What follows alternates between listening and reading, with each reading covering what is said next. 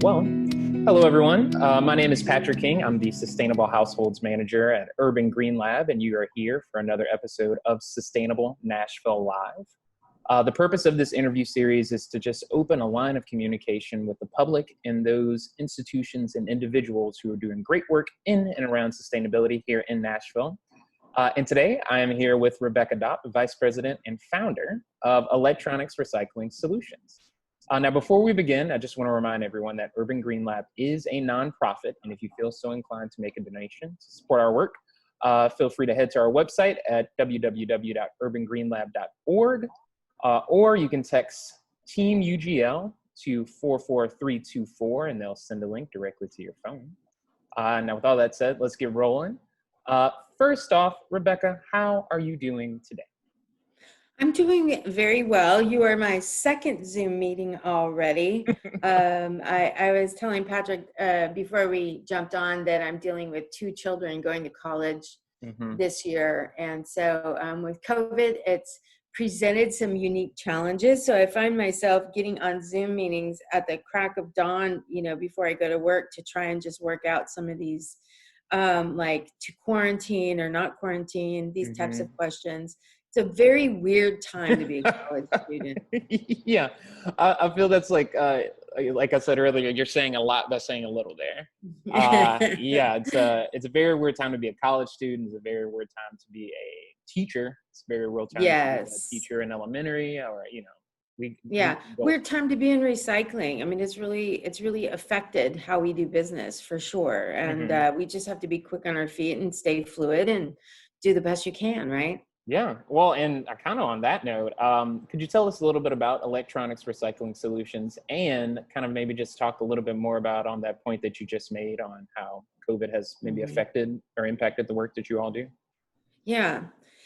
So Electronics Recycling Solutions, we'll just call it ERS from here on out because that's such a mouthful, but it really came about through my dissertation. I was the headmaster at a private school and I was working on my doctorate.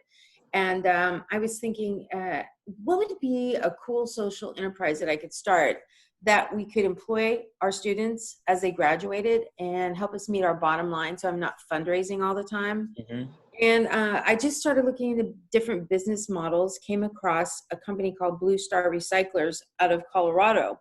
Okay. And saw that they were the exact model that I was looking for, which is they were recycling electronics and hiring adults with autism and having huge success. I mean, they had been a major success in Colorado. They were also making money. And that's when, let's go back like 3-4 years. And this is when things were rough. We couldn't send things to China anymore. Electronics recyclers were really going belly up, basically. And yet they seem to be making money every year. And I thought, okay, either this guy's a colossal fibber or he's really onto something. I just couldn't figure out where the profit margin was coming from, So I flew out there and met with Bill Morris, who started Blue Star.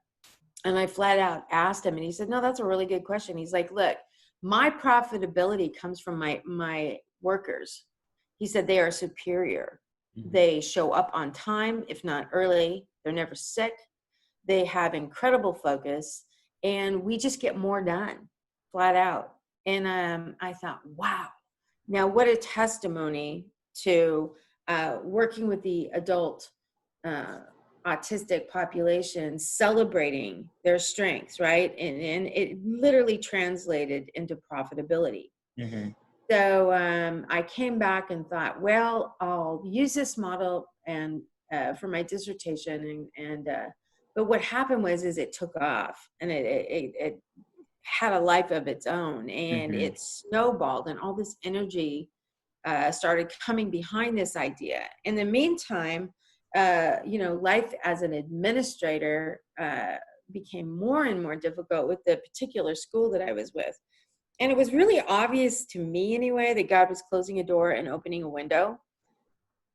And I was very nervous about leaving a job that I loved, that was secure. I'm a single mom, 2 kids, So for me to just leave a secure job and jump into starting a business like this when I knew zero, okay, zero about recycling, kind of insane. I mean, but I did it. And then there's a lot of stuff on our website about this, but we were going to be a 501c3, filed our paperwork. I had savings saved up for about 4 to 5 months to wait that out. Well, that turned into 10, almost 11 months. In the middle of us filing, it was the longest shutdown in government history. I don't know if you remember that. And then when they finally opened back up, I actually got a call from the IRS saying, and I kid you not, we lost your paperwork. Oh, no. Yeah. This was, I think, month 10 waiting. So I went to a Urban Green Lab meeting up in Clarksville, and I was sitting at the table. There was somebody from TDEC sitting across from me, and she said, hey, have you signed up for the state's vendors list? You know, you're an MWOB, and it seems to me like, you know, woman-owned, you're hiring adults with disabilities, like you'd go straight to the top of that list for some people. Okay, I'm 57, I'm going to be 58, and there's one benefit to being my age, which is like if you don't know something, there's no pretense. I'll just say, I don't know. I don't know what you're talking about. So I looked at her and I was like, okay, sister, you just flew right over my head with that one. You know, MWOB, you know, minority woman of business. I was like, oh, yeah, okay. Yeah.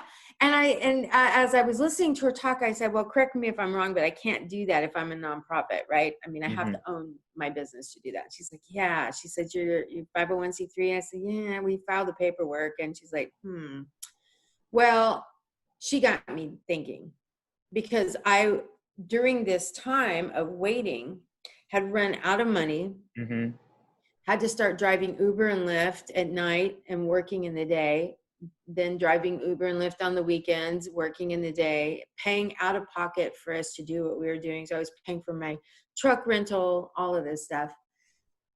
So I thought, I think she's on to something. I think I'm going down the wrong track. I went back to my board and said, don't you think this is worth at least exploring? Maybe we need to be an LLC. Maybe we're going down the wrong path. We put together a pitch deck, went to 4 or 5 people that I admire and tell me the truth, you know, if we were off. So we pitched to my toughest audience first. I always put the hardest people first, kind of get them out of the way. And I pitched to the hardest person first, and he pulled out a checkbook and wrote me a check for $50,000. Like on the spot.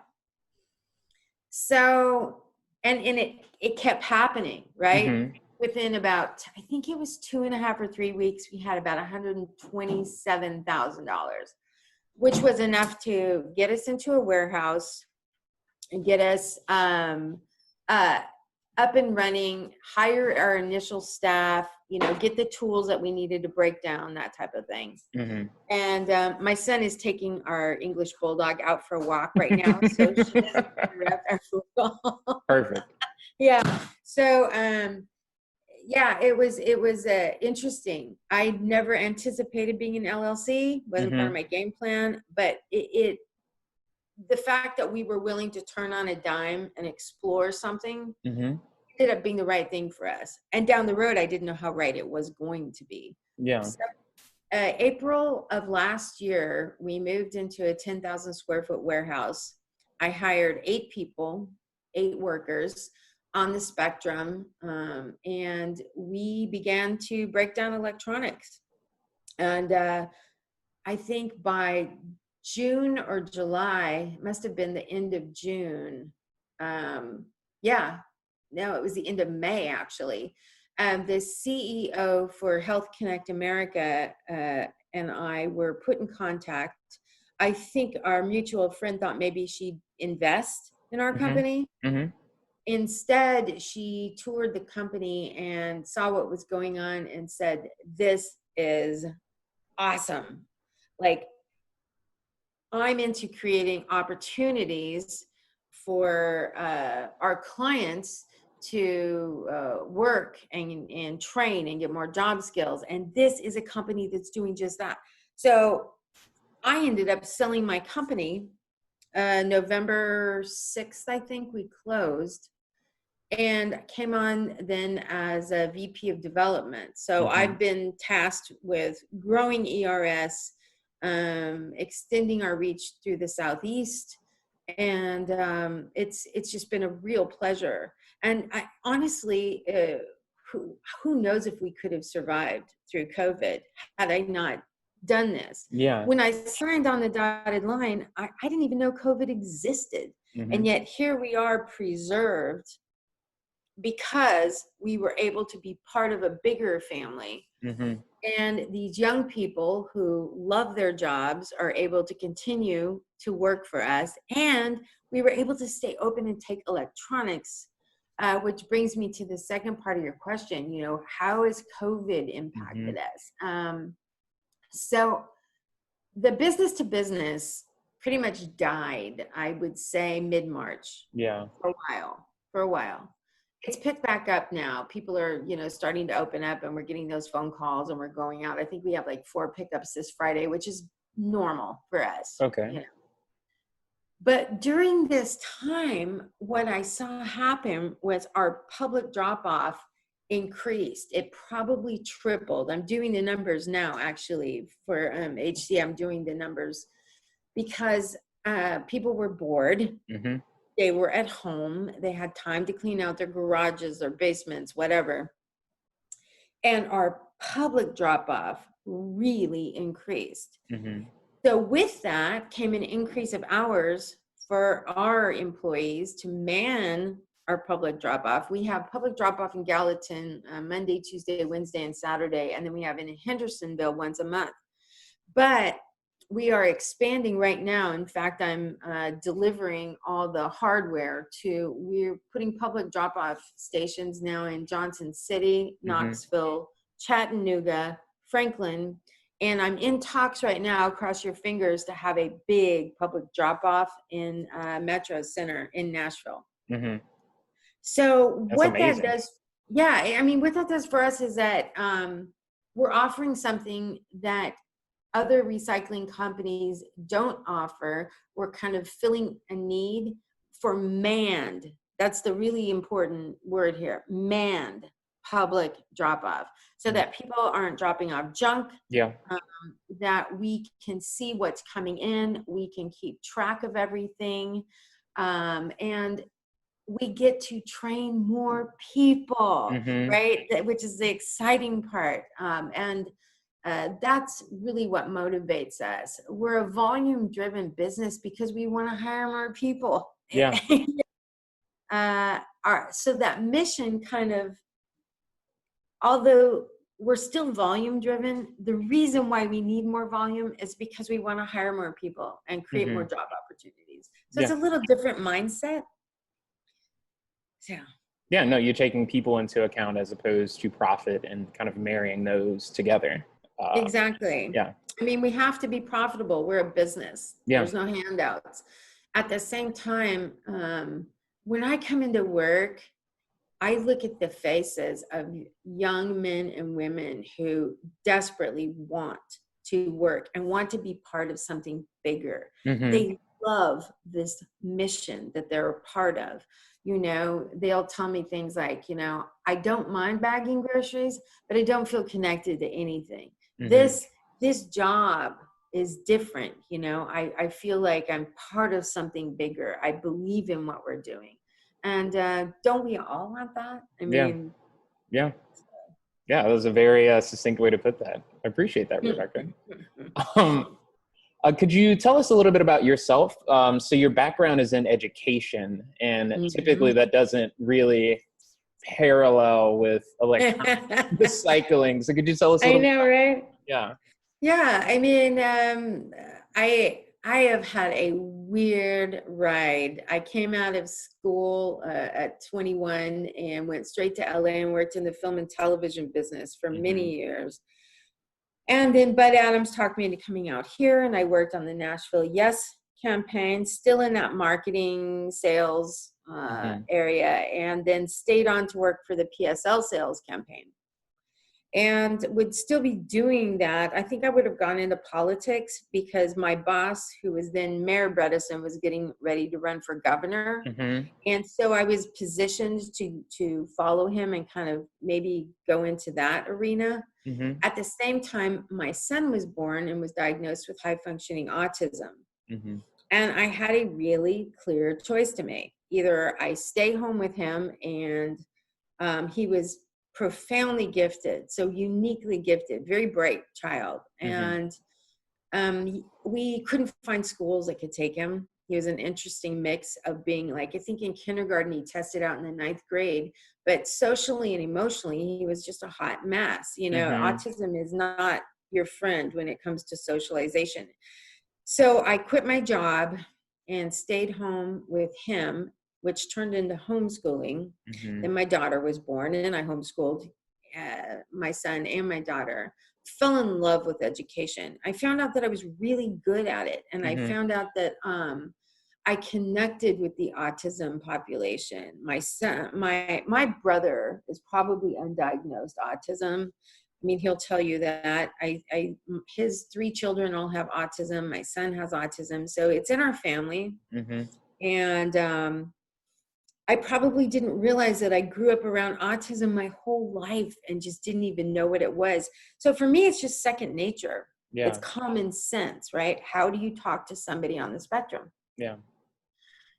And it was a good fit. My husband left our family when I was, my son was going into the 4th grade, and I found myself being a single parent and had to make a big decision. You know, do I go back into marketing and sales, or what do I want to be when I grow up? I was 46, I think. And I thought, man, I am not motivated by the almighty dollar anymore. Does not motivate me. I got to do something bigger with my life. I want to make a difference. And education was a great fit for me. So I went back to school and got another undergraduate in management and human relations, and then took my kids to school with me at night. It was rough. I'm not going to lie. It was really hard. Got a master's degree in special ed, then got a second master's in science in applied behavior analysis. And then found myself as headmaster at a private school, and that's how it should have gone. I knew zero about recycling, but here's what I have going for me. I am fearless. I'm fearless. And the second thing I have going for me is that I don't care what people think about me. So I'm okay going into a situation where I don't know anything because I'm not afraid to ask questions. And I'm not afraid to ask what you would say is a dumb question, right? Because people, if you're transparent, people want to help you. There are good people in recycling. There are great people in recycling. They love our mission. They want to help us. And I've been blessed to be surrounded. Also, I was a business person, so I was smart enough to line up with Blue Star and hire them as consultants. And they gave me the how-to book. Could not have done it without them. But at a certain point, you know, rubber meets the road, and it had to be about Nashville, you know, and it just became apparent that I didn't need their help anymore because I needed to make it work here. Sam Morris and Bill Morris at Blue Star are always there for me if I need anything. I can call up Pete at Dynamic if I have any questions. I swear I send Pete pictures constantly. Pete, what's this? Pete, what's that? You know, but now I've been at it for a few years and I don't ask as many questions. Now when I give people tours of the warehouse, I'll be like, okay, these are our CPUs, you know, these are the iCore. Now when somebody asks me for the step codes from our CPUs, I don't look at them like a deer in the headlights. I actually know what they're talking about. And this is just stuff that you learn over time. It's kind of like when people say, if you say you have a doctorate and they say, oh, you must be really smart. I say, no, not really. You have to be really disciplined. You know, there's a difference.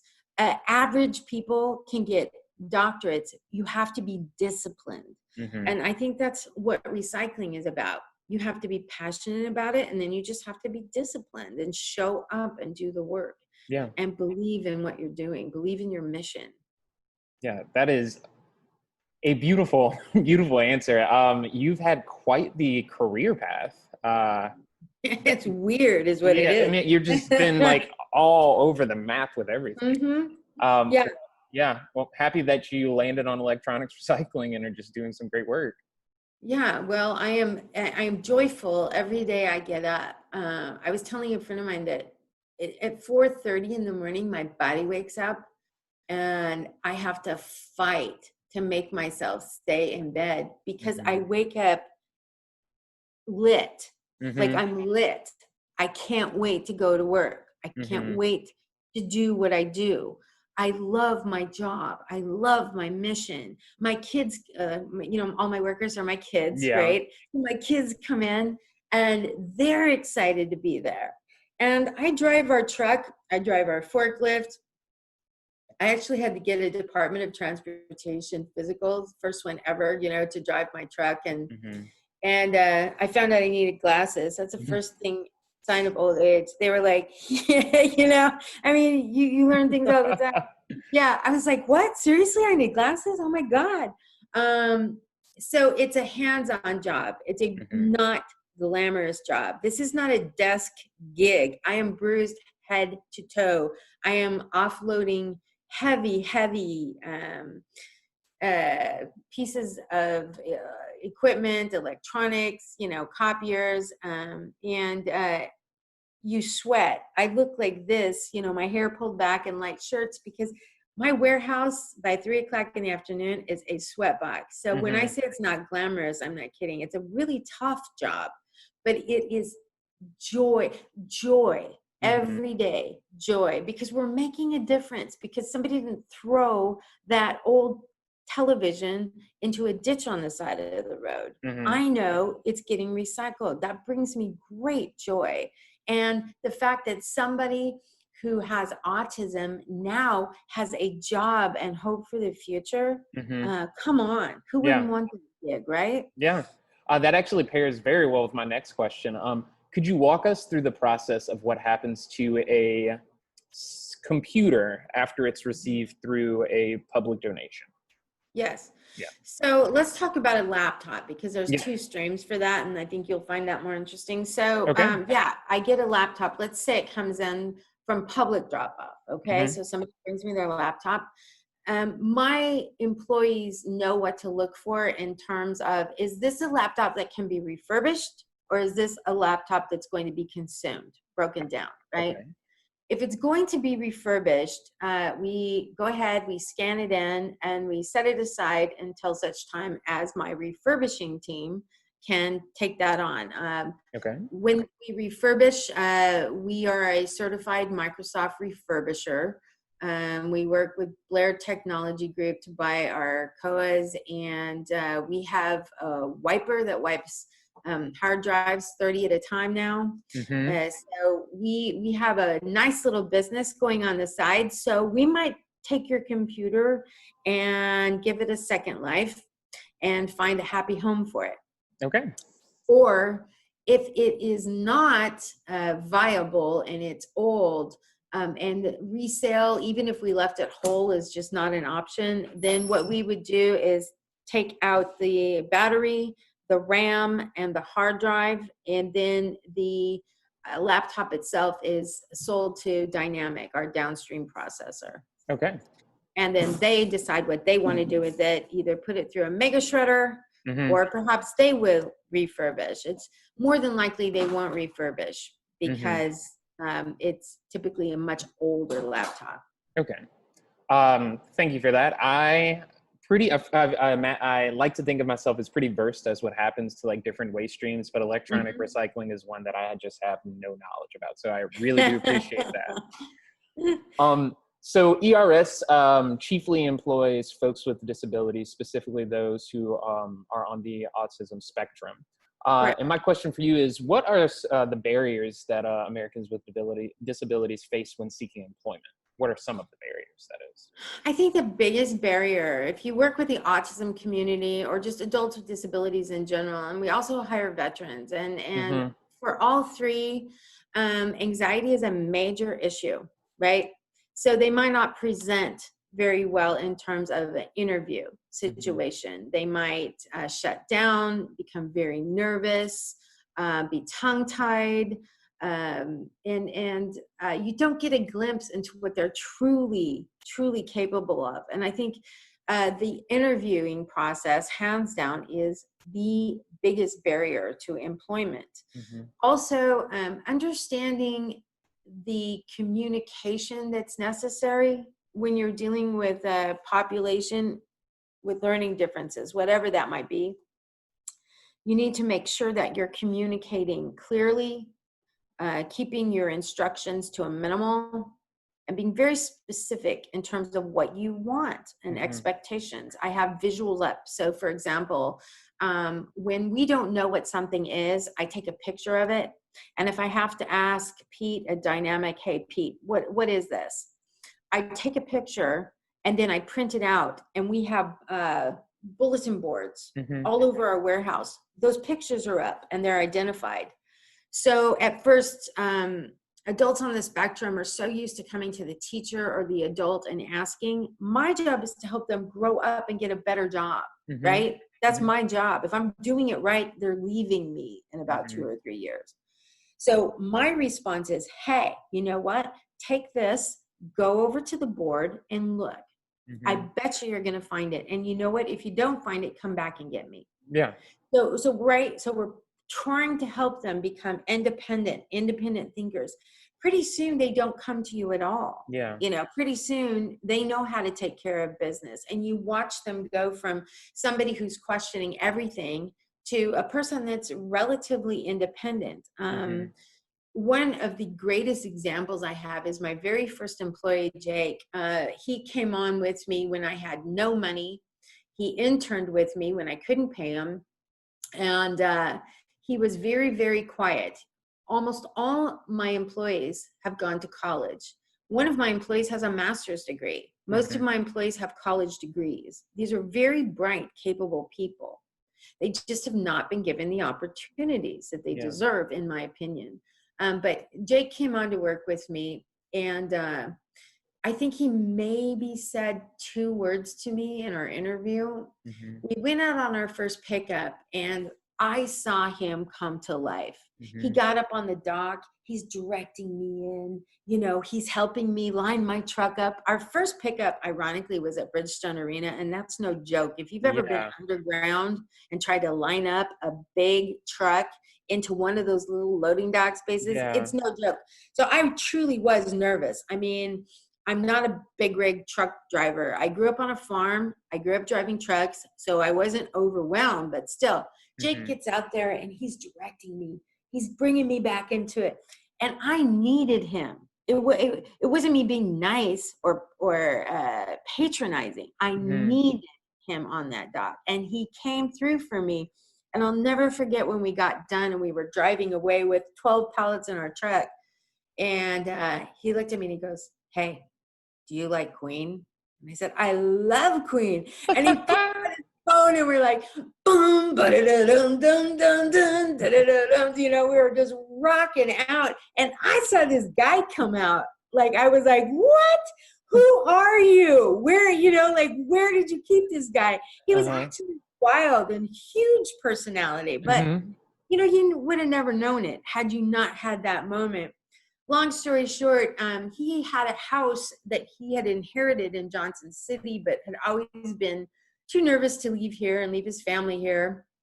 And one day he came up to me out of the blue after being with me for probably a year. And he said, hey, are you okay if I go to Johnson City?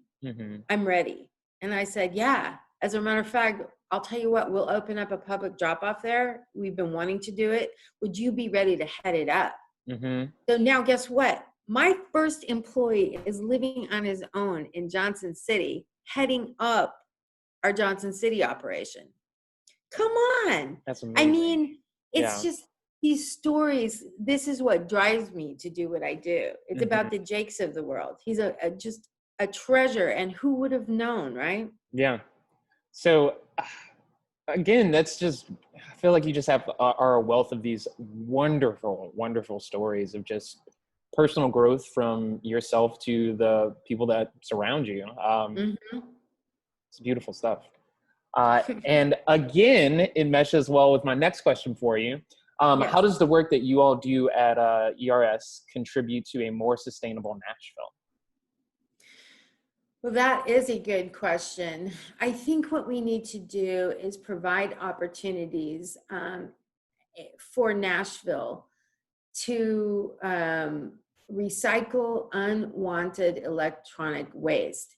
And opportunities, I look at it like I look at schools. There's 100 schools out there, different schools for kiddos with autism. You've got your public schools, you've got private schools. And if we're serving a population, it means we're giving them various ways to do that, right? Various ways. So ERS is giving Nashville another way to recycle, right? Maybe you don't want to load up your truck and take a huge amount. Maybe you just want to take it piecemeal. Well, guess what? We have public drop-off. You will be greeted by clean, well-kept individuals. It's a nice environment to walk into. It's not dirty. It doesn't stink. You know, you talk to very pleasant people who just love their jobs. And so by making it easy to recycle, I think we're doing our job. Yeah, no, for sure. That and the human element of what you all do is providing jobs as well. Yes. Yeah. We get huge support from businesses and parents and families of adults that know somebody with autism. You know, it's so prevalent now that just about everybody knows somebody on the spectrum. And when they know that that's your mission and that you're trying really hard to give people hope for a future, young adults hope for a future, and we're taking those electronics and they can feel good about themselves knowing that those things are going to get recycled instead of dumped into a landfill. It seems like a win-win. Well, it is a win-win. Yeah. Well, I got one more question for you. Sure. Are there any ways that members of the public can support the work that you all do? Absolutely. You know, we are a for-profit, so donations are always appreciated, but I think what we really look for is word of mouth. You can support us by telling people about us and finding out how we can serve you. So for example, if you know of a business, tell that business about what we do. We do business to business pickups all over Middle Tennessee now. So just get in touch with us. Go to our website at www.electronicsrecyclingsolutions.org. We have a great video on there, so you can click on it and actually see what we do and meet the young people that we employ. I think it's really important to put a face with what we do, but word of mouth. We are a volume-driven business. So the more people that know about us, the more hours we can give our kids and the more jobs we can create. Excellent. And I will be providing that video link and the website link. Awesome. So I got you. Yeah. Well, Rebeckah, thank you so much. And if viewers have any additional questions, what's the best way to get in touch with you? I think one of the best ways to get in touch with me is to go onto our website. We have an email, a contact form on there so that you can write in the comment section if you have any specific questions like, hey, my son's on the spectrum. Are you hiring, for example? We can answer all those types of questions. Also call us at 615-989-1010. And I have that always forwarded to my phone, so if I'm out there driving a forklift, I can still see when you call. All right, excellent. And well, sweet. Thank you so much.